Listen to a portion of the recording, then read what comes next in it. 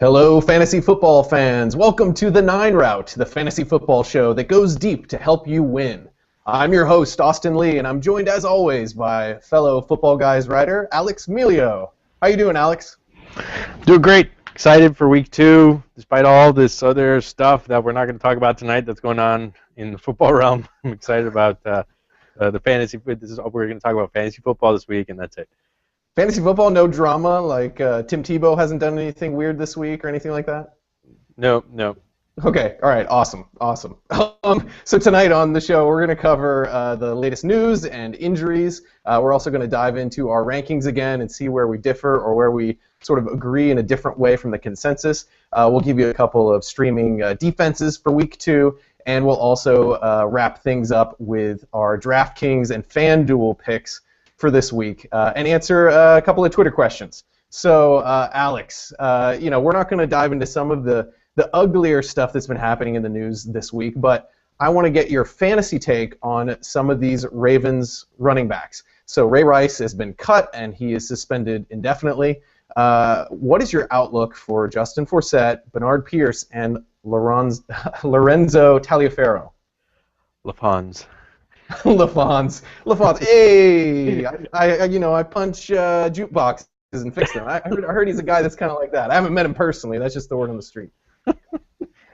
Well, everybody's talking about Justin Forsett so much. I feel like we're missing something. Like, are we sleeping on Steve Slayton? Didn't he go to Canada or something?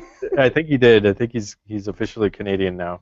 But yeah, Bernard Pierce was supposed to be the guy. I mean, he looked good 2 years ago. He hasn't looked good since. So that's a problem. And I picked him up in one of my home leagues, and I thought he was going to be great. And lo and behold, he was benched for fumbling, and Forsett took over, did a nice job. He's getting the start this week. So I'm a little bit scared of that backfield. I don't know that I want any of them at this point. It's just too much uncertainty. Yeah, that's kind of where I sit. I mean, Forsett seems to be the hot hand right now, but this is a guy that's 5'8" and like 195 pounds. I don't know that he's the long-term answer even for this season. I think we're going to see a mix of all three of these backs. It wouldn't surprise me if Pierce actually even got half the work split with Forsett this week, even if Forsett sort of gets the token starting series or something like that. Yeah, I mean, being a starter doesn't mean too much in certain situations. For example, last week, Lamar Miller was a starter, and yes, he scored some fantasy points, but Nosha Moreno wound up being the workhorse. I think we're in a similar situation with the Ravens with a little more volatility because we don't know if Pierce might get benched again or something like that. If he fumbles again, then who knows what might happen. But I agree with you. I think I'm going to stay away from the backfield until there's a little more clarity, and by then people will have picked people up, and that'll be that. Yeah, I think if I had to pick a guy rest of season, I'm still going with Pierce. It's real close, and he's not in my top 30, I'd say, but I'm still slightly going with Pierce ahead of Forsett, even though Forsett's going to draw the start this week. Right, and so he's not in your top 30, so does it make it worthwhile? No, not really. Nope. What about the other big news this week, which is the NFL and the Players Association are working out a new drug testing policy. The details of this are complicated, and they're still working out a vote for this. But the big fantasy take on this is that there's a lot of rumors that Josh Gordon could have his suspension lifted or reduced after this new deal gets passed, or if it gets passed. How do you feel about Josh Gordon, and how much are you willing to risk to try to get this guy? I don't know about you, but I'm really excited about the possibility of Levon Brazil getting his suspension lifted.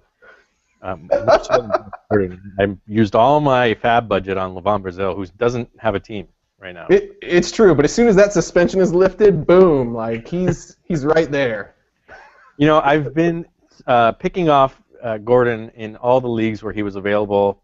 The longer that I had, for example, in one of the leagues with the football guys this week, I had to spend pretty much half my fab just to be sure. And there was the FSWA league that we're in. I also spent about half of my fab. It's easier for me to spend that much because our fab budget is much higher. But I think that you have to get him. I have a good feeling, like a lot of people, that he's going to have the suspension lifted, at least reduced. And his quarterback situation isn't great, but it wasn't last year. and I think that he's just worthwhile getting. I mean, he was the top fantasy wide receiver last year with 3 bad quarterbacks throwing him the ball in 14 games. So totally worth it. I mean, it's a gamble, but I think you got to do it. Yeah, I think there's about a 50-50 chance he plays again this season, and that's worth spending about half my fab on, I'd say.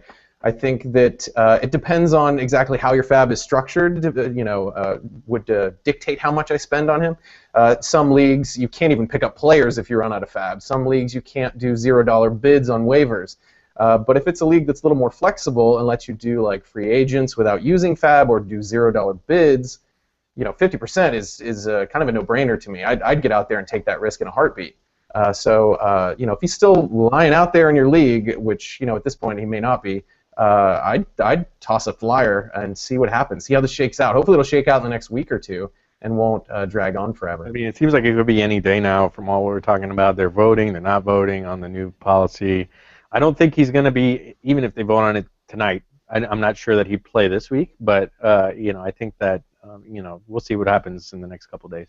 Yeah, I think by the time they sort it all out, it'll be maybe too late for a guy like Wes Welker, who is only slated to miss through week 5. Okay, the Denver's got the bye in week 5, so if they could figure it out before the week 4 game, then he could play. But I don't know; it could take that long for them to straighten it out. Looking at some injuries across the league, actually week 1 felt like it had a lot of key injuries, and there's still some uncertainty around some of these players. So I've got a list of about 10 guys that I've got sort of my eyes on to see the practice reports and how they progress later in the week. One of those guys is Andre Ellington, who was very iffy for Monday Night Football this past week, ended up playing, but now we see him in a boot on Tuesday around Arizona. Tell me, Alex, how are you feeling about Andre Ellington, and do you think this is something that's just going to be kind of ongoing for a while? I think that Ellington is going to be dealing with this foot thing at least through the bye. They've got an early bye this year, so it's a good thing that he's playing despite that early bye. You'd think that maybe they would hold him out until then, but they're playing him. He looked pretty good on Monday night. I thought, I was debating with Sigmund Bloom a little bit about how good he looked at. There was a couple plays where he looked like he might have done better, cut with his left foot, and he didn't. So I'm a little concerned, but I think that he's a must-start unless he's got an awful matchup like the Seattle defense. Unless there's some weird, something, like he's out officially this week, I think that we're just going to be dealing with him being in a boot and being kind of iffy throughout the week and playing on Sundays. Yeah, I was pretty high on him coming into the season, and I'm lower on him in this situation, but I'm still going to end up starting him in my leagues, or he'll probably be just inside my top 20. Whereas he may have been like a high-end running back 2 before these injury issues. Maybe he's like a low-end running back 2 for me now. I think the upside is still there. I'm looking for him to get right again though before I get excited about him fully sort of capitalizing on that upside. What about Alshon Jeffrey? He's got a hamstring injury. He missed the end of the game this past week, and he's still battling that in practice. Have you heard anything new about Alshon Jeffrey? We're not sure what's going to happen with Jeffrey this week. We have the news was kind of, he may or may not play this week. He's a bit more problematic than Brandon Marshall, who's also injured, but I think he's going to play. So it's tough. I think you're going to have to wait and see if he goes. If he does, you have to play him. If he doesn't, obviously you're going to have to sit him. But the more he's iffy this week, the less likely he'll go. We'll see. Yeah, and I think that's one of the things about the Wednesday show. It's like we get some information from those injuries kind of coming out of the previous week's games to the point where we know like who's sort of on the fence. But we don't have enough information to really make a call as to whether a guy is going to play or not. So I'm going to rattle off a couple other guys that you should just keep an eye on. That's some of these guys are probably already on your radar. But Eddie Lacy, suffered a concussion in Thursday Night Football. I think he's going to end up playing. So I like him this week. Doug Martin's dealing with a knee issue. That's something you got to keep an eye on. It sounds like he may play this week too. Would you disagree on either of those two guys? Do you think they're trending towards playing? Well, it was funny because Martin, there were some rumors today that he was actually benched more than injured on Sunday, which would be kind of a scary thing for fantasy owners. Bobby Rainey came in and did a decent job, and he did the same last year when Bobby Rainey played. He did pretty well. So I'm a little bit more concerned about Martin's situation in general than injury. I think if he plays, and you have to play the matchup. With Lacy, I heard that today that he was towards the end of his concussion protocol, so I'm pretty sure he's going to play this week. But the issue with Lacy is his matchup. He's playing the Jets, which have a fantastic run defense. I'm looking for the Packers to throw the ball a lot and have a big game for Aaron Rodgers, and not so much for Lacy this week. No, that's good insight. I still like Lacy a little bit more than you do, but the Jets' defense is solid, so I think that's a little bit of a down week for him, whereas he might ordinarily be, say, like a top 10 back. Maybe he's not that this week when he gets back in there. The Jaguars have a lot of skill players banged up. Maybe I should use the term skill a little loosely since it's the Jaguars, but, you know. They looked pretty good last week. They had a pretty good first half. Yeah. Yes. I mean, I think there's 60 minutes in a football game, but the first 30 minutes are really good. That they only play 30 minutes. Oh, I got you. It's a Florida rule. I got it. I mean, you're from Florida. You know about these things, right? You get hot, you get sweaty, and you just want to go inside and sit in the air conditioning. Yeah, exactly. But they were in Philadelphia, so anyway. So Toby Gerhardt's dealing with an ankle injury. That's another one to watch. I don't think we have a whole lot of new news on that. But the interesting thing is the receiver situation for me. Cecil Shorts missed the Week 1 game. It sounds like he may make it into the Week 2 game, but he's dealing with a hamstring injury. And then Marquise Lee, who played in Week 1, is dealing with a hamstring injury. And then Hearns had this huge explosion of a game in Week 1, and we got to decide whether that's for real or like a one-hit wonder, like a Kevin Ogletree or a Stephen Hill or something like that. Like, what do you think about the receivers here for the Jaguars? Yeah, you know, I did a film study on Hearns this week, and I came to the conclusion that the Philadelphia Eagles secondary is awful. So that was the biggest contributing factor to his Week 1 explosion. I mean, he did a nice job. He made some nice plays, but especially on the 46-yard throw, he did a nice double move to completely fool Kerry Williams. But he was wide open on the 2 touchdowns, and it was just terrible defense. And I'm not so sure that the Redskins defense is going to be quite as forgiving. And then, yeah, with Shorts coming back, I'm not sure if Shorts is going to be back on this week. But with Shorts coming back, I'm not. We'll see with Lee the rest of the week. Hopefully, it was a minor thing today. And then Allen Robinson also getting fully healthy. I think that there's just Hearns might be the 3rd or 4th guy on that receiving depth chart. And also then there's Mercedes Lewis and Toby Gerhardt and Ace Sanders and just all these other guys to deal with. So I'm not so hot on him the rest of the year. Yeah, I would agree with that. I think I would say that Hearns maybe jumped from 4th on their depth chart to 3rd on their depth chart for me, passing, say, Allen Robinson. But we haven't even seen Allen Robinson, so it's tough to say. I think when they're all healthy, I would say it's Shorts, then Lee, then Hearns. But, if Shorts is injured every other game, so who knows? But. Right. So maybe that doesn't count, So, like, if Shorts is out this week... No, apologies to Shorts. He's been injury-prone. Yeah. Roto World had a great quote over there on his player card, which was, "Hey, he's the new Miles Austin." Great. Oh. Hey, Miles Austin's still around, no, that's the problem. Yeah, it's true for now. So let's move on to some of these other guys that we need to keep a close eye on throughout the week. Jordan Cameron has a shoulder issue. MJD has a hand issue. Kenny Stills is still trying to get back on the field, and that to me is more interesting, not from a Kenny Stills standpoint, but more from a Brandon Cook standpoint, and whether Stills could eat into his value. And then Jordan Reed is unlikely to play this week, and Ben Tate's out for 2 to 4 weeks.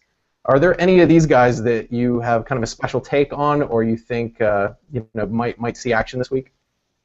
I'm not sure if any of them will see action. I mean, well, probably a couple of them will, but I'm not sure I'm starting any of these guys except maybe Jordan Cameron. But I'm not actually hopeful that Cameron plays this week. So I don't think that there's anything really to deal but bench these guys regardless.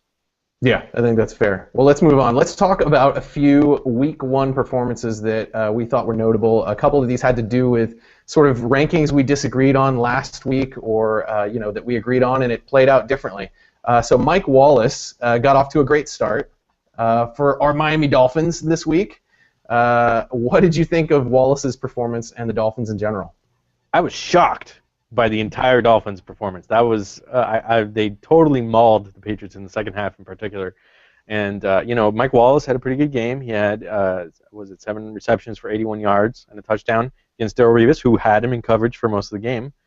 But both of us thought we should stay away from Wallace in week 1, and he wound up getting 11 targets and had a pretty big game. He should have had 2 touchdowns. He almost caught the first, before the touchdown, he caught another one in the end zone that was out of bounds. So I thought that was really promising. I think that Wallace, found that connection with Tannehill, and I think that that's a good thing for the rest of the year, based on what we saw in week 1. Yeah, it was interesting. In the first half, it seemed like Wallace and Tannehill kind of weren't on the same page on a couple of plays, and he still ended up having a really good fantasy day there. So I was excited about that. Hopefully they can work out a couple of those issues. So I like Wallace a lot going forward. I big fan of him in the preseason as well. Matthew Stafford, you were really high on him. I was more down on him coming into this game. You were right, and I think the key was the rushing touchdown. I seem to recall that I mocked. Someone saying that Stafford could not run. Look, did you see the move that he put on? He's like a waiter delivering water. Well, he put on a couple of nice moves on Monday night. The long touchdown throw to Calvin Johnson, where it looked like he used the force on the Giants defenders. He juked out DeMontre Moore before that, and then the touchdown run. Yeah, he looked great on Monday. Yeah, he looked really good. That was a really good call there. I was wrong on that one. What are you gonna do? At least I started Matt Ryan in all my daily fantasy leagues, so I was very happy with that. Let's talk about Frank Gore.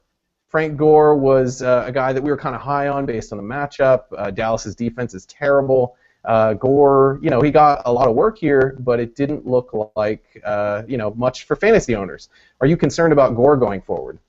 Not really. I think that we were both high on Gore, rightfully so.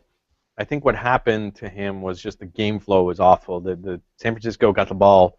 They scored a defensive touchdown, I believe, first or early. I can't remember. Sorry, off the top of my head, but basically, just they didn't really get Gore going until they had a big lead already, and then they started working Carlos Hyde in early, and he wound up getting the touchdown. So it was just a bad game flow for Gore. I think he'll be just fine. I don't think that he'll have quite the upside that we thought he did last week against other opponents, but he's fine.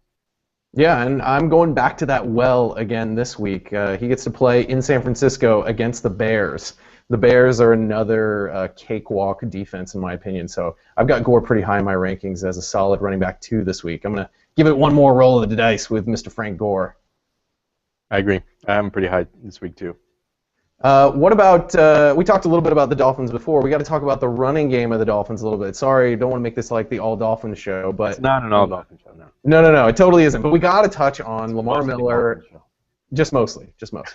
And there is the Dan Marino jersey. There it is. Yes. Okay, so we got to talk about Knowshon Moreno versus Lamar Miller. You mentioned it a little bit earlier that it seemed like Miller came out as the starter. And then Moreno sort of took over after that, after Miller fumbled and kind of opened the door a little bit for Moreno to get more work there.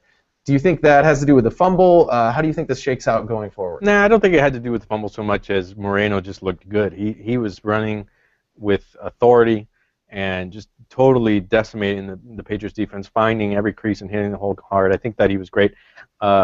Miller was used throughout the game, even after the fumble. He was used particularly in a pass game. That was interesting to see because Moreno has pass-catching ability, but he was not used at all as a pass catcher. So I'd be interested to see if he gets mixed in more in the passing game or if Miller's really the pass-catching back. But I thought it was an encouraging game. I was really high on Moreno all offseason, and I was glad to see that he was used so much in week 1. I think that he's a guy that you got to start as your second, probably your second running back every week if you have him.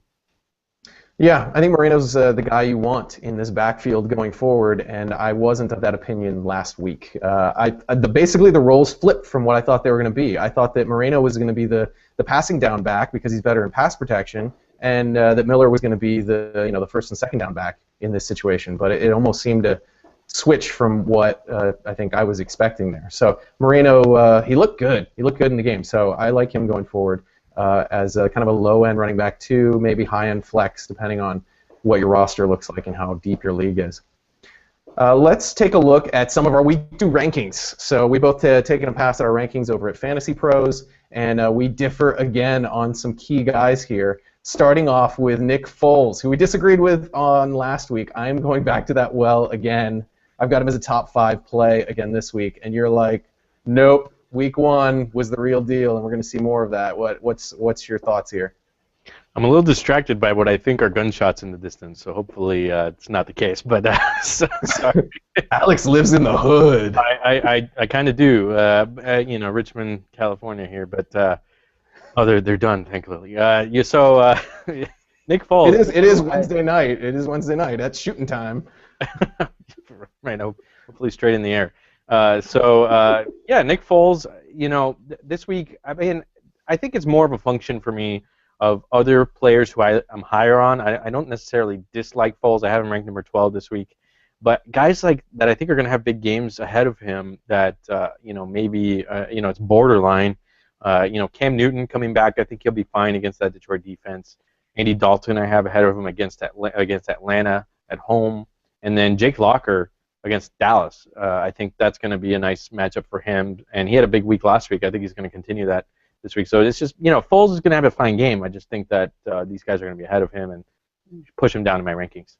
Yeah, I like Jake Locker against Dallas this week a lot. Foles, for me, is partially about the matchup. I like him at Indy this week. I think it's going to be a high-scoring game, and I don't think a whole lot of Indy's defense, especially now that they lost Mathis this past week, right? So I'm pretty high on Foles. Well, Foles turned things around at halftime, and credit Chip Kelly with halftime adjustments, but that offensive line was giving him trouble last week. I mean, credit to the Jaguars' defensive line as well, but he just was harassed all first half long, which is part of the reason that he had the 2 fumbles and the interception. I don't think that he's going to have a bad game because I think that the line will fix things, and Chip Kelly's a good coach and all that, but he's playing on the road at Indianapolis. I think that might affect him a little bit, and I don't think he's going to have a top 5 game. That's all. Yeah, that's fair. What about Geno Smith? You seem to have him just barely high enough that he might be worth throwing a dart or being like a guy that you could stream with if you're not too confident in your starting quarterback. What do you see in Geno Smith that's got you excited? I think I see that he's on the road against Green Bay, and I think that the Jets are going to be behind, and they're going to have to pass the ball a lot. Smith looked pretty good in Week 1. He didn't have a huge fantasy game, but he can run the ball as well. I think that gives him a little bit of upside as well. I have him ranked as my 14th quarterback this week. So, look for him to have a pretty nice game. The Green Bay defense is pretty soft, especially with all the injuries that they've suffered. So I would say he's a pretty good streamer. I think he's a great DFS, daily fantasy quarterback as well. Yeah, I think that's a fair call on the DFS side of it. If you want to go for like a high upside guy with that rushing ability and playing against Green Bay, it could be a big game for him. He was kind of inconsistent last year, but that can play to your advantage if you're playing in a GPP in daily fantasy. What about Shane Vereen? I've got him higher than you do. I've got him my running back 15, even in non-PPR, and you've got him at 24, which isn't low by any means, but you're lower than I am. What did you see in that Miami game that has you not quite as excited as I am about Vereen? The Patriots just kind of went away from him after the first half, and that was a little bit worrisome. They threw Stephen Ridley in there a lot, and he's got a lot of PPR value. He's just not quite as valuable for me in standard league. So he's a borderline second running back for me. I think you got to have him in your lineup for the upside, but I don't love him this week. Yeah, I was looking at the snap counts for these guys and trying to figure out kind of how it shook out. It sure seemed like Ridley was in there a lot. He only got 22 snaps though, and Vereen was in 61 snaps, almost triple the snaps of That's Ridley. promising.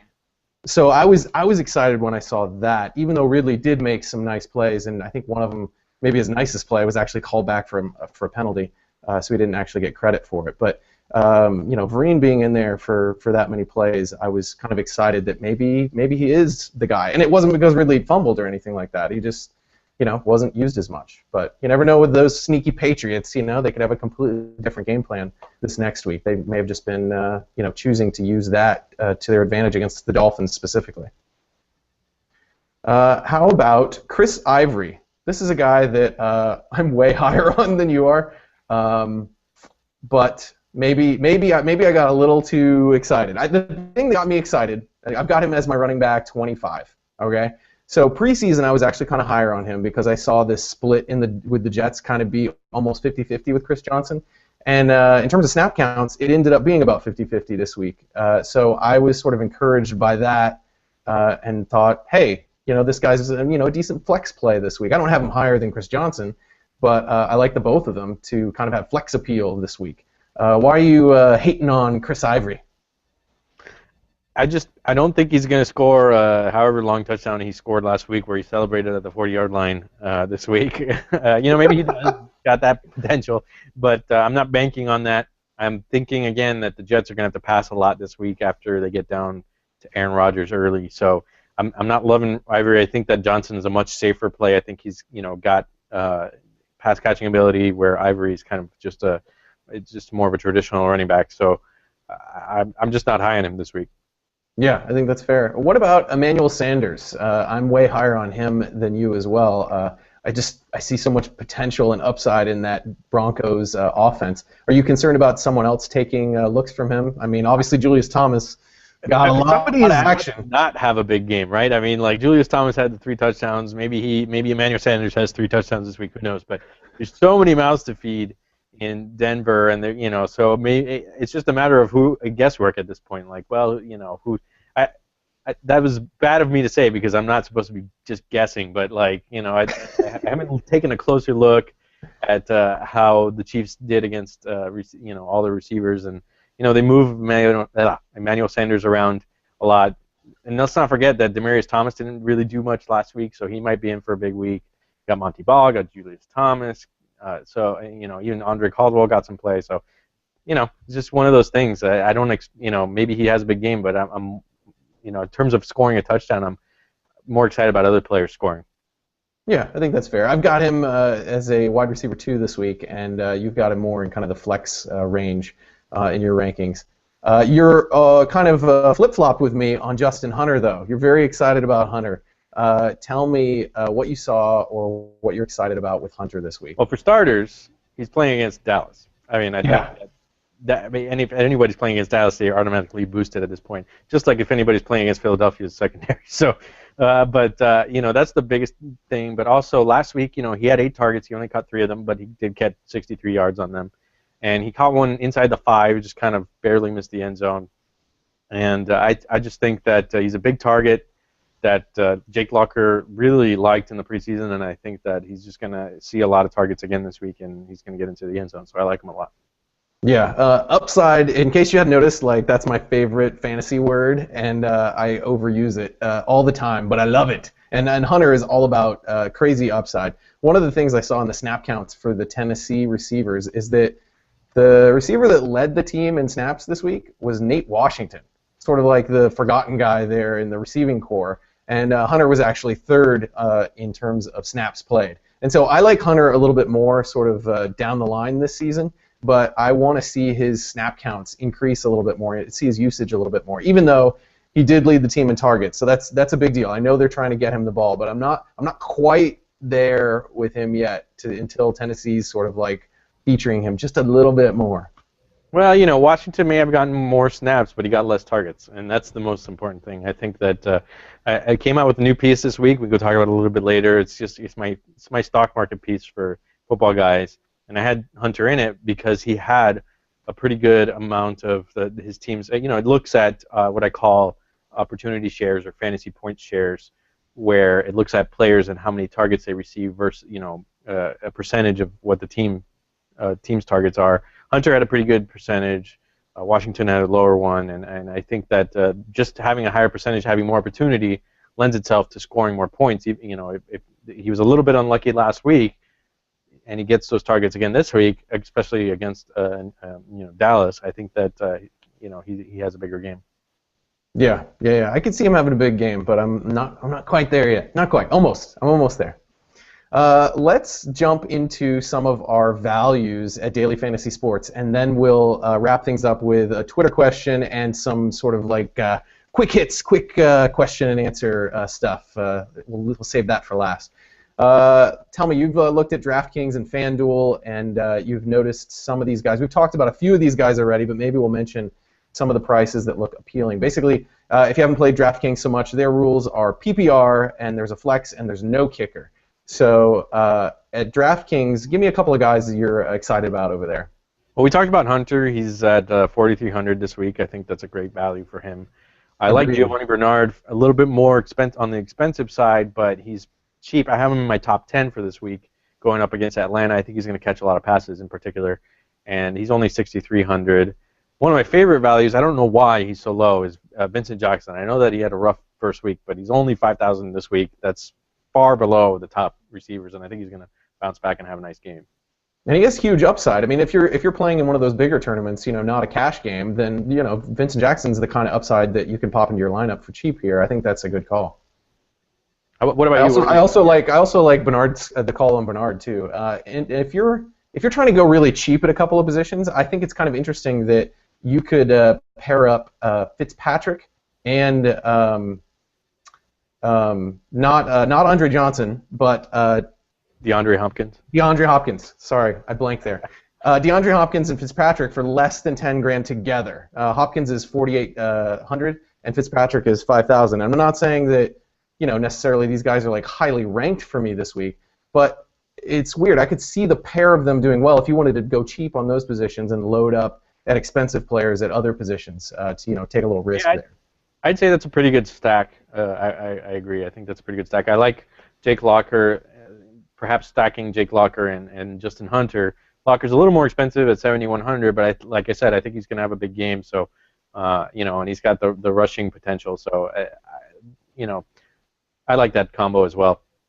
Yeah, and if you're going to go cheap on tight end, I like a couple of the calls you had here. I had the same ones. Antonio Gates is only 3,200 at DraftKings, Fleener at 3,000, and Kelsey at 3,000. I think they're going to use Kelsey more. Because he's so aggravating because there's all that upside and he never cashes in on it. But he got 8 targets last week. He got more targets than Dwayne Allen, who got lucky with the 41-yard touchdown.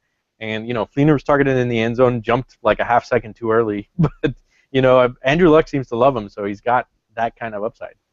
And he played more snaps than Allen as well. Allen's got big play ability, but I think Fleener is used quite a bit in that offense. So I think a $3,000 for your tight end, that's really good value. Yeah. How about over at FanDuel? Now FanDuel is a half-point PPR, no flex, and there is a kicker. I kind of don't care about talking about kickers. That's kind of random, whatever. Dan Carpenter. Dan Carpenter, that's your guy? All right, 4,800 for Dan Carpenter. Against his old team. He's kicked like 17 field goals against the Dolphins last year. So. Oh, that is a grudge match against his old team. Grr. What are some other guys that you like that maybe are priced differently at FanDuel that you didn't pick over at DraftKings? Let's see. Let's look. We got Justin Forsett. We talked about him earlier. He's at 5,200. It's a pretty good deal for a guy who's starting. A guy I really like is Marcus Wheaton, who had a pretty nice first week, and he's only at 5,100. He's a number 2 receiver over in Pittsburgh. And Delaney Walker had a big first week, and he's only 5,000 over at FanDuel. I'm kind of surprised.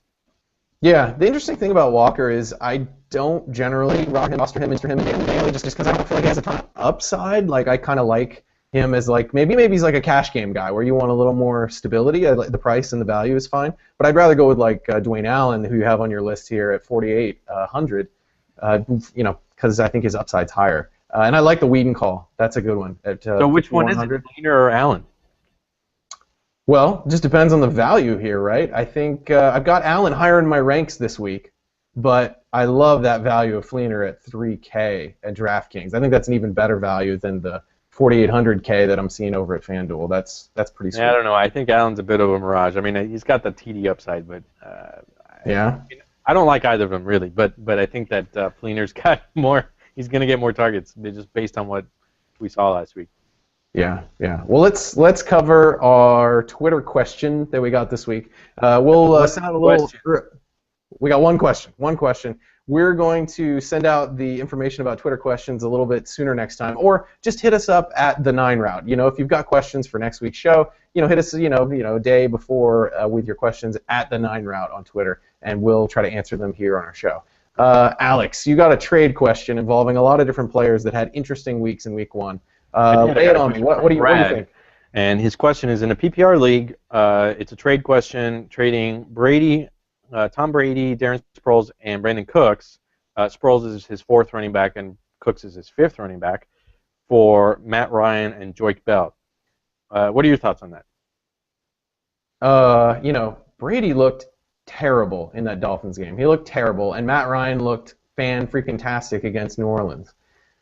However, and I like Ryan more than Brady rest of season, but I don't think the gap between those two is dramatic enough for me to give up the crazy upside of Cooks and Sproles, who looked pretty good. Like, his usage seemed higher in this game than I was expecting. So it's close, but I think I would stick with the Tom Brady side of this. I don't know. What do you think, Alex? My initial gut reaction was, you just can't, trade. You can't make this trade because you're giving up too much with Cooks and Sproles. But Cooks is his 5th receiver, so it's might be worth to give up a little value to get the upgrade at quarterback. It depends on who else he has a running back. Sproles did have a pretty nice game, and I think that his usage is going to be. Last week the Eagles they only dressed 2 running backs, so it seems like Sproles is the second guy, and he's going to get a lot of touches. So, it's a toss-up. I think that the upgrade might be worth it, though, and then you can deal with a waiver wire for your 4th running back and your 5th receiver. And he's getting Joyke Bell back, so he's already replaced Sproles. I think that's a pretty good return there.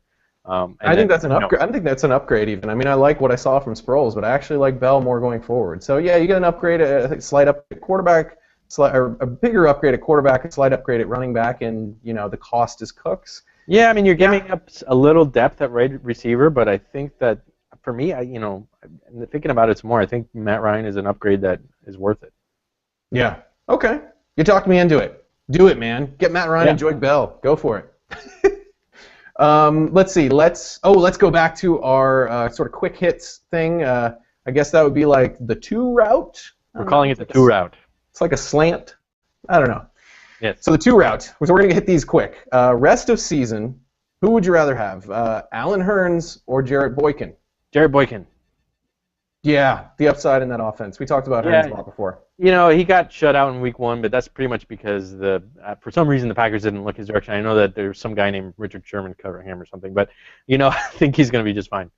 Yeah. What about Brandon Myers versus Austin Seferian-Jenkins? We have to have a question that involves an Austin on every show. That's a new rule. Every that's in the contract. So Brandon Myers surprisingly got 8 targets last week. I know that Seferian-Jenkins got injured at some point, but he looked halfway decent. It looked like Josh McCown was targeting him a lot. So Seferian-Jenkins has the upside, but Myers I think is safer.